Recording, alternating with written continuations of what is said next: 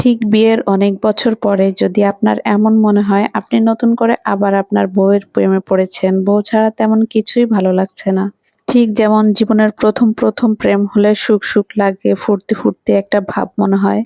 যখন আপনার বউয়ের প্রতি একটা টান অনুভব হবে অথবা বউকে দেখে তার মনের মধ্যে একটা ফুর্তি ভাব আসবে, তখনই আপনি বুঝে নিবেন যে আপনি দিন দিন বুড়া হয়ে যাচ্ছেন। আস্তে আস্তে শরীরের শক্তিও কমে যাচ্ছে, আগের মতো আর অর্থ ইনকাম হচ্ছে না। আপনার যাকে যা দেওয়ার সব দেওয়া শেষ, আর যার আপনার কাছ থেকে যা নেওয়ার সব নেওয়াও শেষ। সব ধরনের স্বার্থ শেষ, সবাই যার যার মতো নিজের পায়ে দাঁড়িয়ে গেছে। দিন শেষে স্ত্রীকেই তেমন কিছু দেয়া হয়নি, যদিও এখন অনেক কিছুই এনে দিতে ইচ্ছে করছে কিন্তু পারছেন না।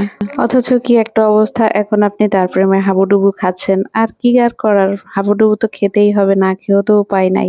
এখন তো আপনার একটাই চিন্তা, বুড়া বয়সে আপনাকে কে দেখবে? 2 দিন পর যদি বিছানায় পটি করেন, সে আপনার পটি কে পরিষ্কার করবে? সেই বউকেই তো করতে হবে, তাই না? অল্প বয়সে ইয়াং থাকেন, শরীরের শক্তি থাকে, তখন যে বউকে অবহেলা করেন, শেষ বয়সে এসে এগুলো সব কিছু ভুলে বসে থাকেন, তাই না?